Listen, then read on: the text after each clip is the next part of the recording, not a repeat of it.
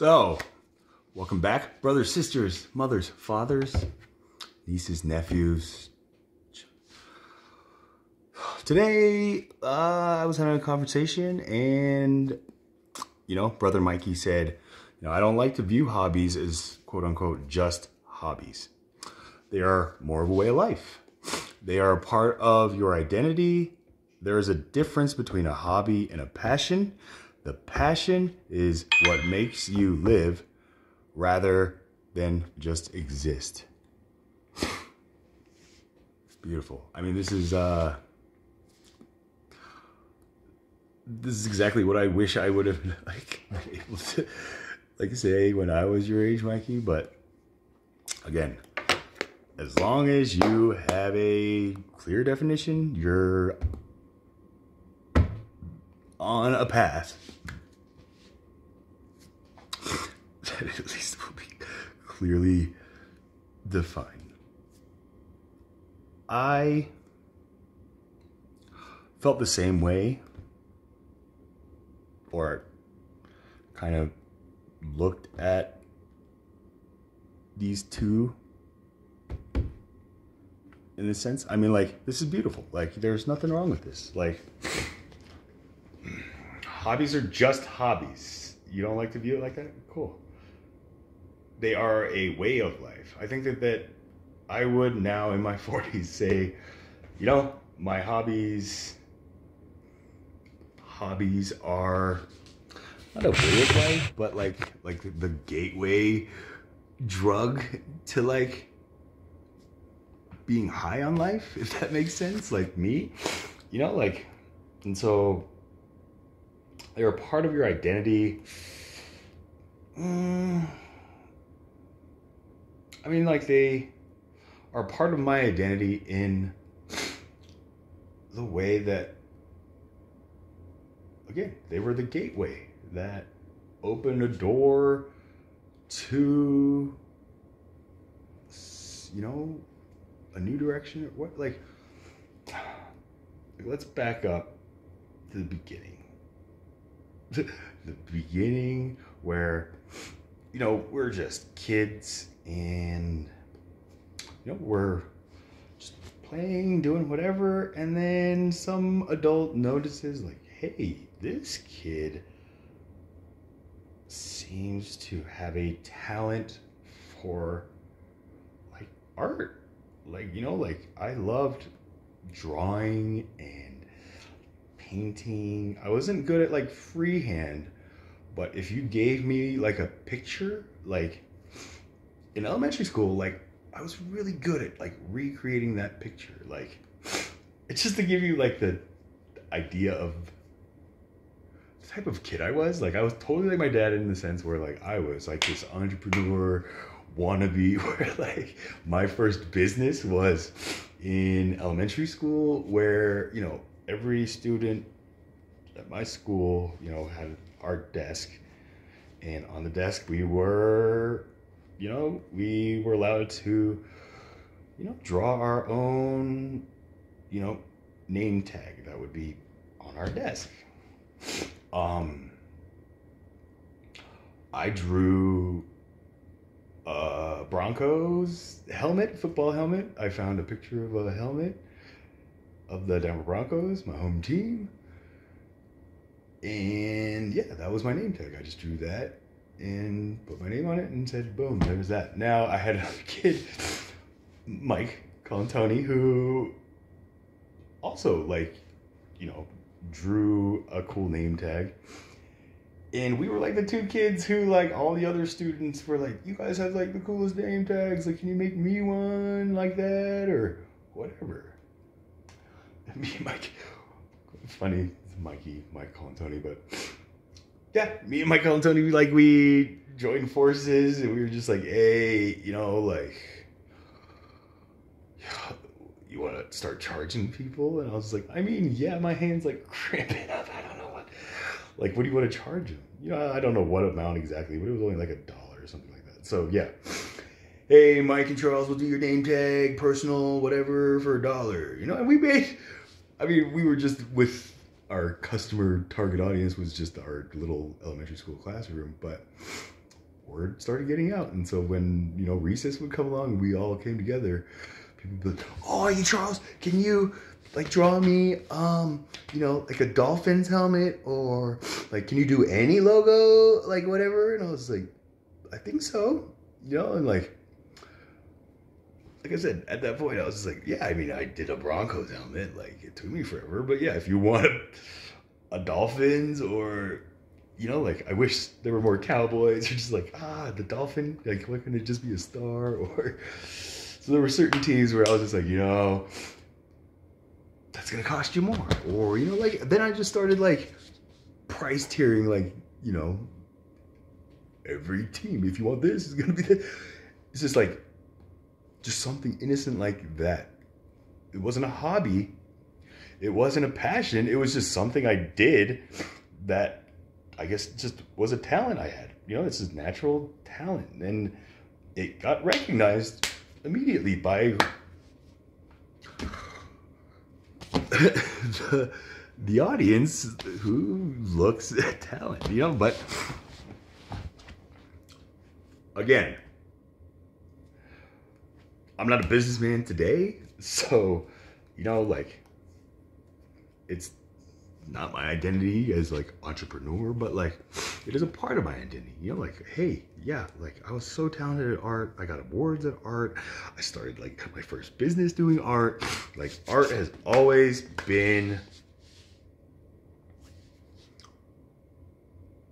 the blanket criteria for all of my hobbies, so right then is when, just like I guess now I realize, like, all the hobbies I had were some kind of art form, you know, like, but again, what does art mean? I know that when we hear, like, oh, you're an artist, like, do you paint, do you draw, do you sculpt, what do you do, you know, do you sing? It's just like, those are all great, but like, art is, if you look, it's just, art is an expression made by the creator, the artist, to be interpreted by, you know, it's just an expression that is created by the artist who made whatever you're critiquing or looking at or whatever. So we're all artists in that definition, okay? Because in this new America that I'm trying to build, we have to be very clear on our definitions of just these simple words like hobbies and talents and stuff like that, just so that we are all on the same page. Now there are, you know, words that I'm more concerned about us getting on the same page than, you know, words like hobby and passion, but hey, because you're you, Mikey, I just had to make this video for you. So what can I say? But yeah, okay, so you know, like, clearly, like, you realized you have the acting bug. Like, you know, we talked about it. It was beautiful. Like,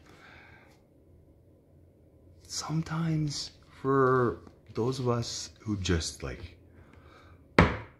yeah, just from 14, I was like, this is what I want to do. And I never broke away from that. And now I'm Dave Chappelle, or I'm Mike O'Keefe. You know, like, it's like very, very fortunate when that happens at that young of an age. And so, you know, like, just for people like you guys who just, like, are these wonder kids and, you know, just amazing, to somebody like me who was like, I was a wonder kid, but then I, like, you know, doubted myself, or just didn't, like, believe as hard as you guys, you know, like, it took me a little longer, you know, like we talked about. Hey, especially in this path, like, it's a rabbit race, it seems like, but I told you, like, hey, like, you're the rabbit right now, like you got a good head start. But hey, you know, like if you were the turtle, that doesn't mean you're not gonna make it to that finish line. You know, we talked about that. But when you try to give credit or just like explain on like how you got to that path, my advice to you is just like, I mean, hopefully in this new America that I'm trying to build, we won't have to, you know, be walking on eggshells, but I'm not offending anybody, especially talking about something like we love ourselves. Like just, yeah, this is who I am. Like I've realized like when I talk about myself, there are certain things that I say that just completely turn the conversation in a different direction. And 9 out of 10, it was like just never addressed to me until like, yeah, you know, I've been having these conversations with you, my buddies, like just, I'm so grateful that now people are like telling me like, yo, I'm a little offended by that. Like, we need to talk. Because before, like, I just say it. And like, yeah, it was nice meeting you. And then like, I hope they like me, you know? But now I realize like, yeah, I was right.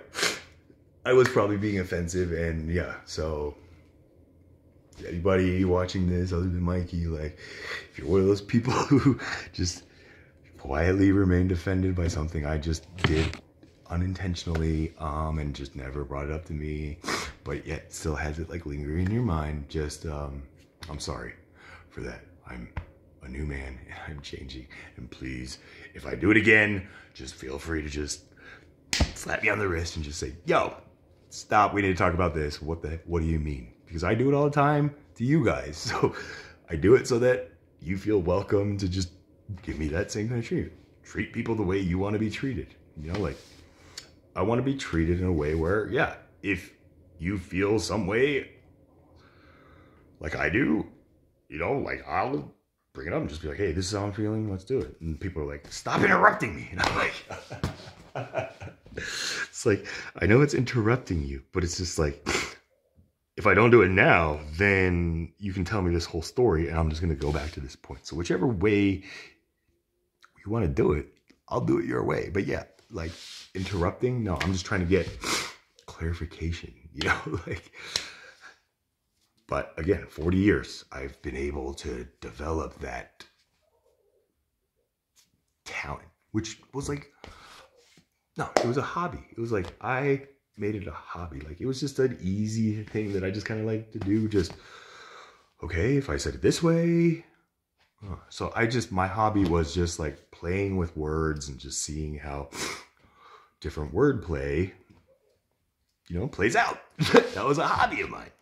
It's not like building trains or anything like that, but I would say that was a hobby, because to me, a hobby is just something that where a talent is now recognized, or, you know, like identified, and then taking that talent to the next, you know, stage, which is a hobby, you know, like, but again, at that time in elementary school, like, it was a hobby, but then I like started turning it into a job. And that's where it's just like, that threshold, you know, like, I'm always passionate about art. And I was so passionate about drawing and painting and all that stuff at elementary school. But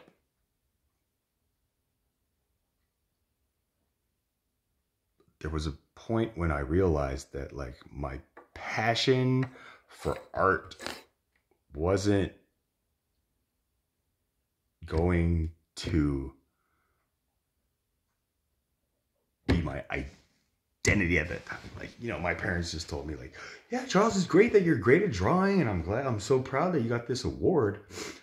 But what are you gonna do with this talent? You know, like, I was like, oh, way to crush a kid's dreams. But I get it. It was just my dad's genius way of just like, okay, Charles, think about it. Like, what does this mean?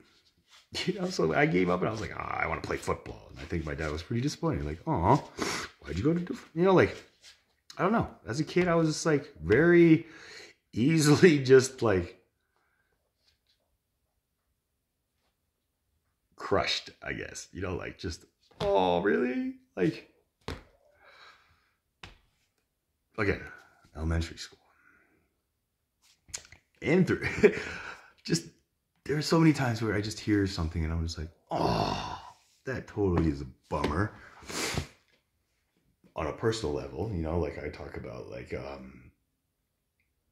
yeah, I wanted to join the military. That was true. Like I wanted to serve for my country, but yeah, honestly, that first time I heard that phrase, like we can't have any chinks in our chain in the Army, I was just like, wait, I already thought like somebody, my dad, like I was like, what?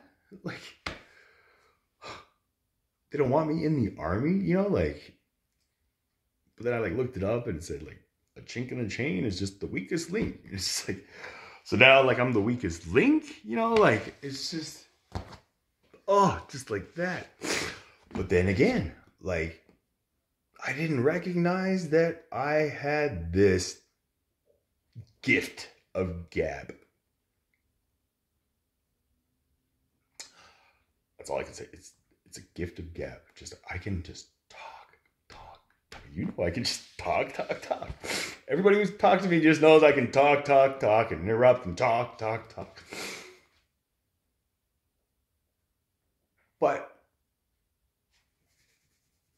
I pray that they're not like, oh yeah, don't talk to him, but like enjoy.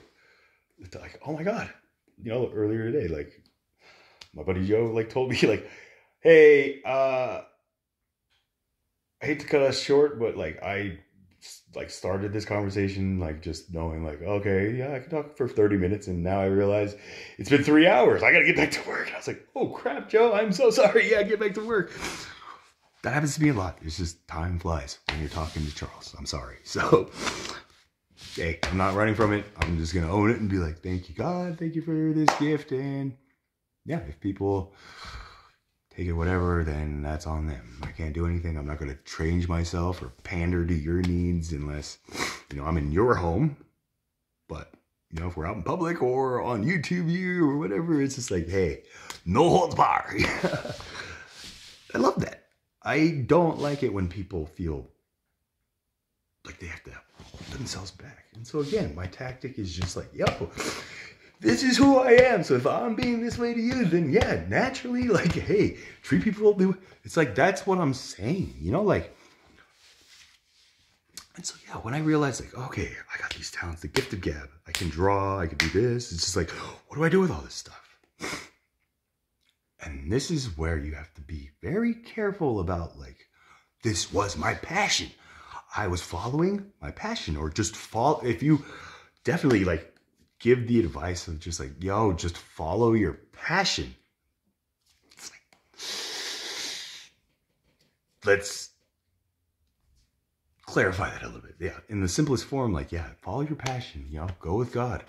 You know, just, if you love it, go with it. Go with what you love. That's great. But again, you know, in the old American times, you know, before my arrival is...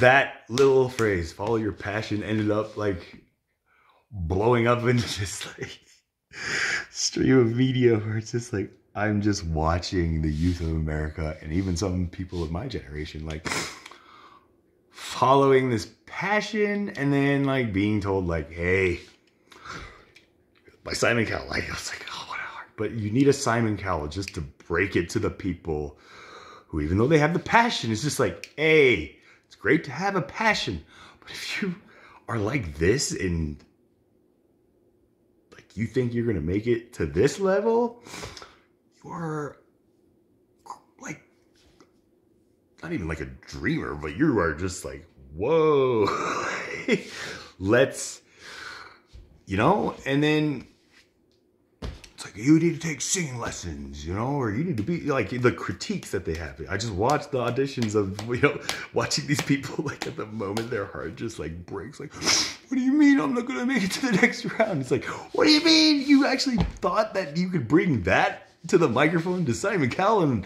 all the other two judges, and thank, like, and I told you, like, geez, I'm glad I had good enough friends to be like, well, actually, that's, I mean, like, when I told my friends, like, I want to be a comic, they're like, yeah, dude, totally, you should do it. Like, you could totally do it. And then when they came and saw me, they were like, yo, like, we thought you'd be funnier. I was just like,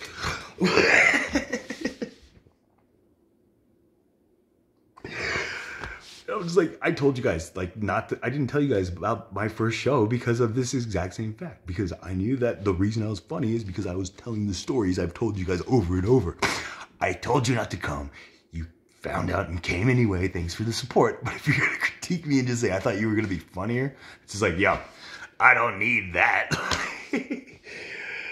Where was I now? So yeah, that was kind of like, just, here we go again. You know, like, on just this passion that, yeah, it's just, if you want to do it like that, just take my advice. You know, just, if you're passionate about something, just say like, okay, I'm passionate about this, but be very, very weary about like how openly you vocalize your passion and all that stuff, you know, because you got to realize that there are so many of us who had a passion and failed. There's so many of us who had a passion and were too fearful to pursue it to the fullest we could. And then there are people who just have no passion.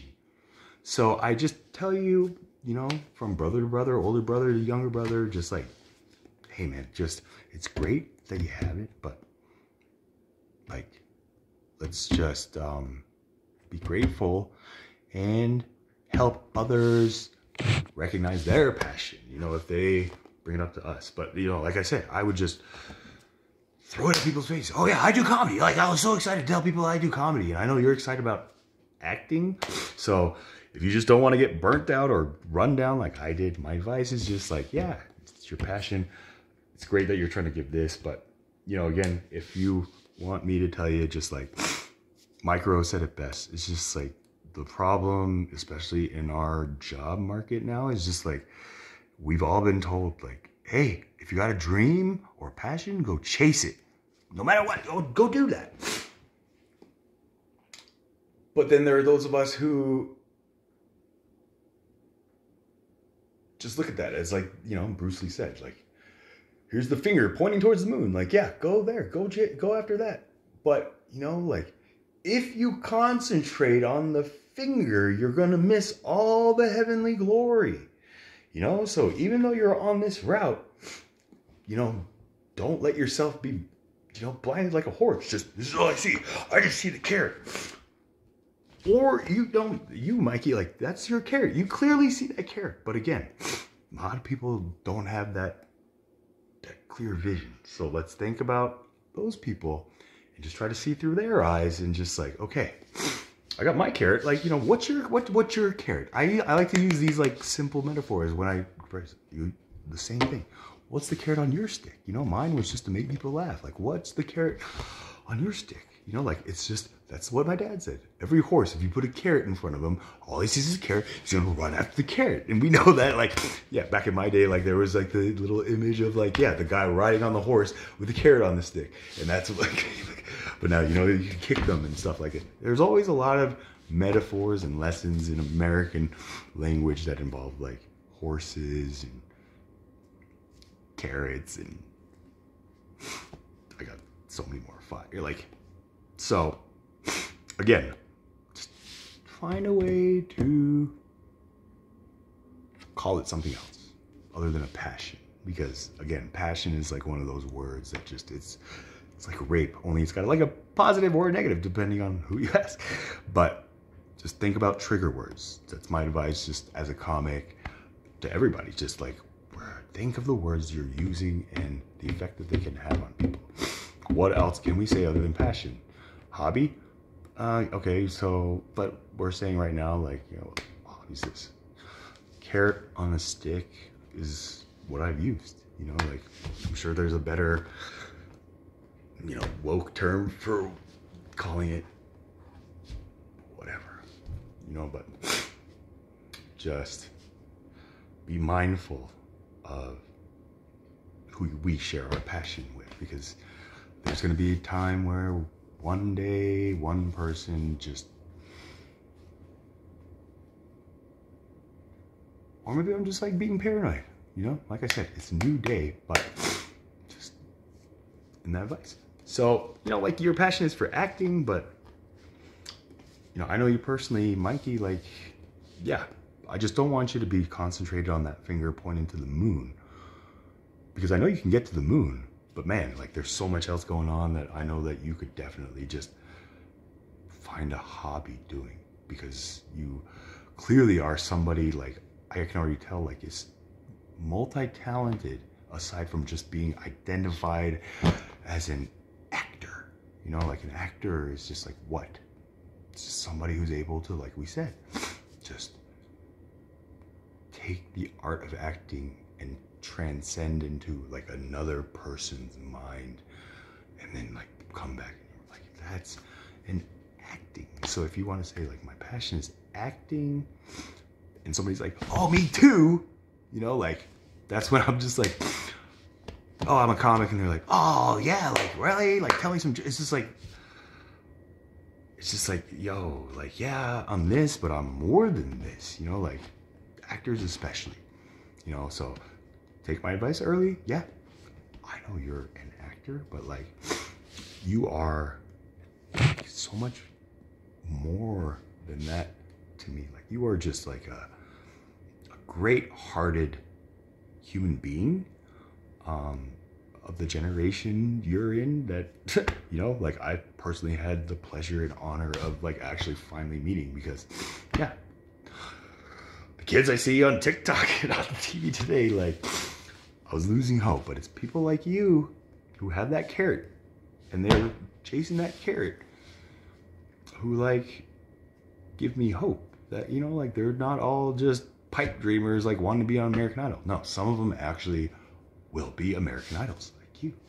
But again, Dave Chappelle said, you know, like everybody wants to be famous, but the thing about being famous is like you can't become unfamous. You can only become infamous. So always be thinking like what's past that carrot, you know. And again, the best advice I got from one of my friends who was telling me about like one of his teachers, one of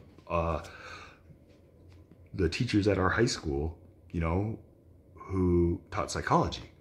And he admired this guy. I never took psychology in high school, but I heard of him. And I was like, why do you like this guy so much? He was like, he was just so awesome. Like just an awesome teacher. Like he just wasn't like anybody else. And then he told me the story about how he ran into that teacher after that teacher had retired. And he was like, oh my God, Mr. Weintraub, how are you doing? It's me, Jimmy Duff. Like, oh, like it's so great to see you. And he was just like, oh yeah. And the lesson that my buddy Jimmy told me was just like, you know, I learned a valuable thing. Like he told me like, you know, before I became a teacher at Smoky Hill, you know, like as a kid, I knew that I wanted to become the best psychology teacher I could be. Like from a young age. And I was just like hearing that, like psychology teacher, like how narrow. You know, I'm here like thinking like I want to be Santa Claus, and here's like kids like so like focused. I was like, what's wrong with me? But the lesson he told me is just like, yeah, because he had that early and like, yeah, he became that teacher. He won tons of awards. Like he was definitely like a great psychology teacher. And then after retirement, he found himself just like bored and just like not as happy as he was teaching, you know, but he, you know, like, yeah, he wanted the retirement. He wanted to retire.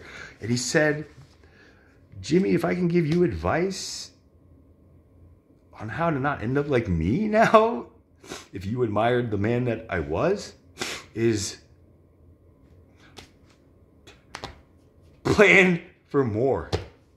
You know, like he only dreamed of becoming that. And then after he became that, he was happy. But then after he had put that, you know, on the mantle and he said, I accomplished that. He said he regretted not having more goals after that. And so since then, after that, I have made a bucket list of just ridiculous sounding goals where if, yeah, you're just somebody who doesn't listen, you'll hear it and just be like, what? You want to win the Nobel Prize? Good luck. You want to be Santa Claus? This guy's. You want to be on Shark Tank? You know, like these are the 3 items on my bucket list that I had. I have a new bucket list now because I gotta add more. I'm about to accomplish all those. So whenever I feel myself like, oh, I'm almost done, I make sure to add more. I just keep my list full, just so like I don't get bored, you know, or water. I just want to keep flowing, you know, because flowing water never goes stale, you know, like that's Bruce Lee. So be water. Don't be water in a actor container, but be water in a river that passes through the acting channel and then passes through the radio, you know, person. You know, it's just, there's so many things. So just like I said, be in alignment with the words that you speak, because, you know, watch your thoughts, because your thoughts become words, and then your words become actions, and then your actions become your behavior, and then your behavior become your character.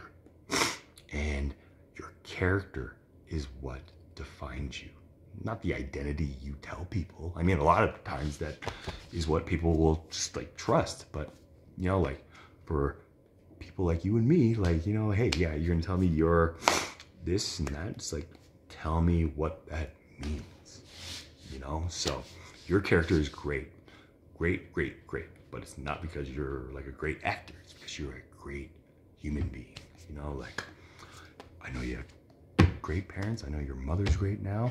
And I know that your father was just as great, you know, when, you know, like, so,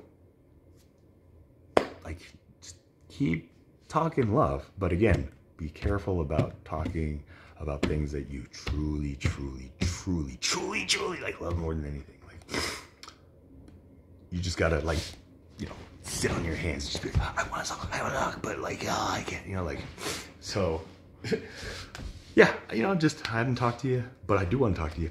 Bro, I figured out those questions, man. Like, I totally know how that entire movie, like, starts, and I know what we can do. So, give me a call whenever, yeah, you watch this and have time to chat. But just know you're always in my heart. I love you, bro. Hope all is doing well. Keep up. Find all the passions and just never go stale.